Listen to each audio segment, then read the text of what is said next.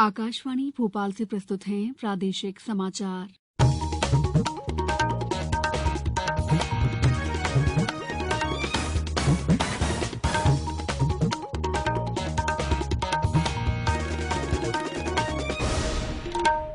नमस्कार, समाचारों के साथ मैं दीपा सिंह।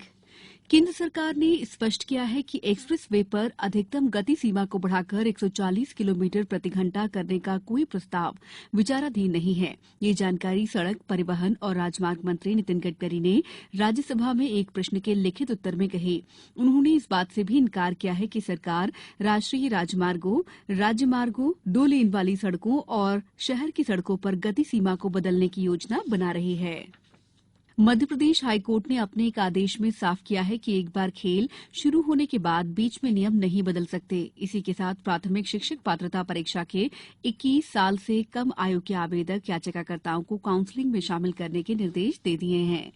मुख्य न्यायाधीश रवि मलमठ और न्यायमूर्ति विशाल मिश्रा की युगलपीठ के समक्ष मामले की हुई सुनवाई में याचिकाकर्ताओं के अधिवक्ता ने दलील दी कि प्राथमिक शिक्षक संवर्ग पात्रता परीक्षा 2020 में पात्र अभ्यर्थियों की न्यूनतम आयु का निर्धारण 1 जनवरी 2022 को 21 साल कर दिया गया। इससे याचिकाकर्ताओं सहित अन्य अभ्यर्थी काउंसलिंग प्रक्रिया में शामिल होने से वंचित हो गए। सुनवाई के बाद हाईकोर्ट जबलपुर ने न्याय दृष्टांत एक बार कोई खेल शुरू होने के बाद बीच में नियम नहीं बदल सकते के आधार पर सहमत होकर याचिकाकर्ताओं के पक्ष में आदेश पारित कर दिया। मध्य प्रदेश संस्कृति विभाग की मराठी साहित्य अकादमी ने 2 कैलेंडर वर्ष 2019 और वर्ष 2020 के लिए पुस्तकों पर पुरस्कारों की घोषणा कर दी है।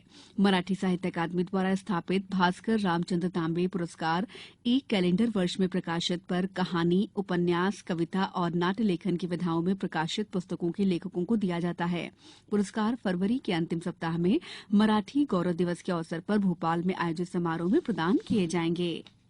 बैतूल में सोमवार शाम को मावठे की बारिश होने और मौसम विभाग द्वारा 3 दिनों तक बारिश की संभावना व्यक्त करने के कारण बैतूल कृषि उपज मंडी प्रबंधन ने मंगलवार को मक्के की नीलामी नहीं करने का निर्णय किया था।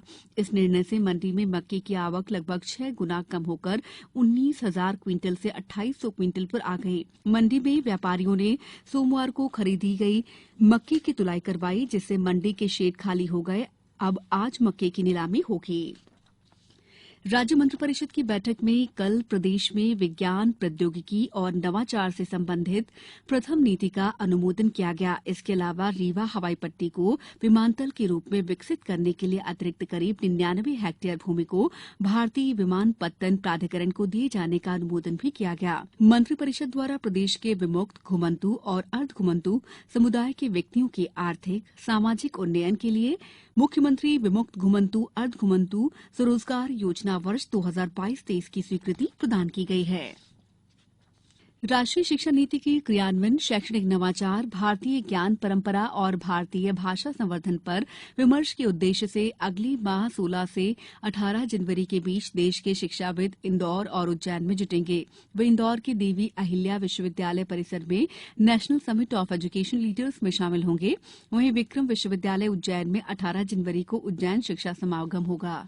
उच्च शिक्षा मंत्री डॉ मोहन यादव ने मंत्रालय में दोनों आयोजन की तैयारी को लेकर विश्वविद्यालयों और विभाग के अधिकारियों से चर्चा की। भारत अंतर्राष्ट्रीय विज्ञान महोत्सव का 8वां संस्करण अगले माह 21 से 24 जनवरी तक भोपाल में होगा। ये बात विज्ञान और प्रौद्योगिकी मंत्री ओम प्रकाश सकलेचा ने नई दिल्ली में संपन्न हुए इंटरनेशनल साइंस फेस्टिवल 2022 के कर्टन रेजर प्रोग्राम में कही। भारत अंतर्राष्ट्रीय विज्ञान महोत्सव विज्ञान भारती के सहयोग से विज्ञान और प्रौद्योगिकी मंत्रालय, पृथ्वी विज्ञान मंत्रालय और स्वास्थ्य और परिवार कल्याण मंत्रालय द्वारा संयुक्त रूप से अंतर्राष्ट्रीय स्तर का विज्ञान उत्सव होगा। अब कुछ समाचार संक्षेप में। उस्ताद अलाउद्दीन खां संगीत एवं कला अकादमी द्वारा मध्यप्रदेश राज्य रूपंकर कला पुरस्कार प्रदर्शनी 2023 और रूपंकर और ललित कलाओं के 10 पुरस्कारों के लिए कलाकृतियां अगले माह 13 जनवरी तक जमा होंगी। इस बुलेटिन में इतना ही। नमस्कार।